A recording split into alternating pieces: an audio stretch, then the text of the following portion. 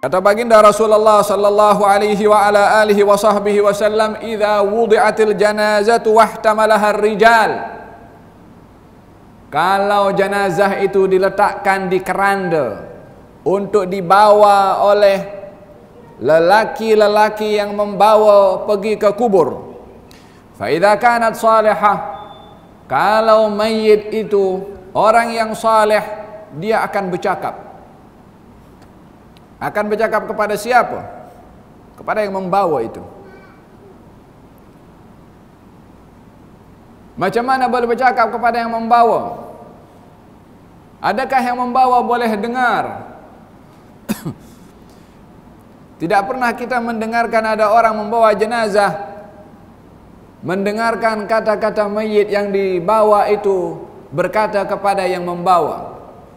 Kalaupun mendengar mungkin tak akan sampai itu jenazah sampai ke kubur. Tapi mayit itu bercakap.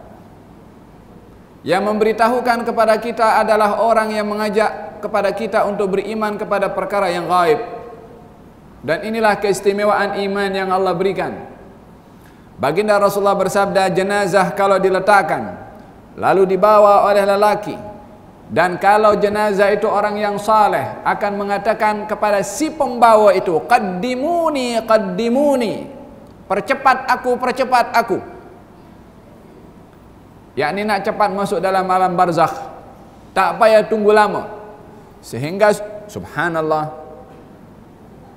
ini orang kalau sudah keranda di atas, maknanya sedang berjalan atau sedang dipikul. Kalau sedang dipikul itu menuju ke kubur, itu mayit sabar, dah dibawa, qaddimuni, kasih cepat, seakan-akan bagi tahu, percepat langkah kaki kamu untuk sampaikan aku ke alam barzakh.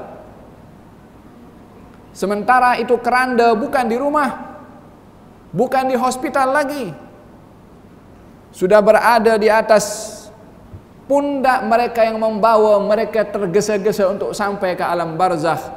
Karena sudah tahu apa yang disediakan oleh Allah Subhanahu wa taala untuknya di alam barzakh. Tak nak tunggu lama di dunia. Ini adalah ingin memberitahukan kepada kita supaya kita belajar dengan orang mati. Yang hidup ini kena belajar dengan orang yang wafat. Orang yang wafat itu kalau dia salihah, minta cepat. Pasal apa dia minta cepat? Ganjaran menunggu.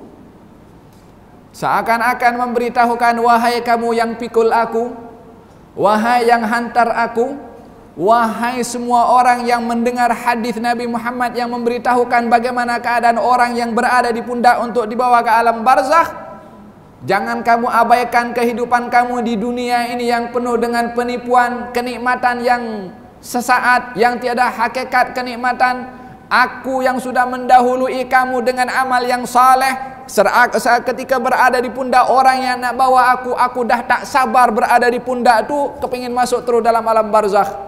Jangan kamu leka kehidupan dengan dunia yang banyak menipu. Wa mal hayatud dunya illa mata'ul ghurur. Sungguh kenikmatan di dunia adalah kenikmatan yang menipu. Kenikmatan yang menipu sebab kenikmatan yang tidak kekal. Kenikmatan apa saja yang kita rasa nikmat, kalau dah terbiasa dengan kenikmatan itu berubah menjadi perkara yang biasa. Tak ada yang kekal, apa saja kenikmatan. Tapi kenikmatan di alam barzakh dan setelahnya, mala ain ra'at, tak pernah ada mata yang pernah memandang. Fala ta'lamu nafsum ma ukhfiya lahum min qurrati a'yunin jazaa'an bima kanu ya'malun. Allah berfirman dalam surat As-Sajdah. Tuan Imam setiap hari Jumaat subuh baca surat itu.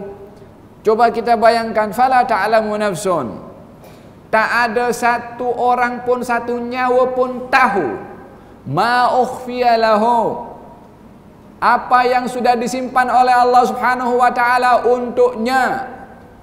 Fala ta'lamu nafsun ma ukhfiya lahu min qurrati a'yun, daripada kenikmatan yang sebenar, qurrati a'yun, jazaa'an bima kanu ya'malun, sebagai balasan atas perbuatan baik mereka ketika berada di dunia. Mayit memberitahukan kepada kita, aku tergesa-gesa tak nak lagi hidup di dunia. Sementara orang berada di dunia adalah minta panjang umur untuk nikmat di dunia. Orang mati tak nak di dunia, nak cepat. Pasal nampak perkara yang gaib jadi syahadah. Dan ini adalah iman yang Nabi telah ajarkan kepada kita tentang hakikat kehidupan di alam barzakh. Fa in kanat ghairu salihah, tapi kalau mayitnya adalah bukan orang yang saleh, akan berkata, ya wailaha, celaka, celaka. Ila aina tadhhabun? Kemana engkau nak bawa aku? Dia bercakap kepada siapa? Kepada yang bawa itu. Kalau yang baik tadi mengatakan qaddimuni, qaddimuni, percepat aku. Yang tidak baik mengatakan, kemana engkau nak pergi? Yakni jangan bawa aku. Sebab dia tahu kemana akan dibawa. Wahakadha yang berlaku kepada mereka yang sudah berpindah ke alam barzakh. Mereka berada dalam satu kehidupan mengikut alam barzakh. Ianya bukan penghujung, tapi permulaan dalam umur yang baru Allah sediakan bagi mereka yang berada di alam barzakh. Hanya saja ada keadaan di alam barzakh ini mempunyai kemiripan dengan orang-orang berada di dunia. Hanya dinampak di alam barzakh lebih jelas berbandingkan kepada alam di dunia. Kalau seseorang yang berada di dunia tidak tahu nasibnya, orang berada di alam barzakh sudah tahu nasibnya di mana.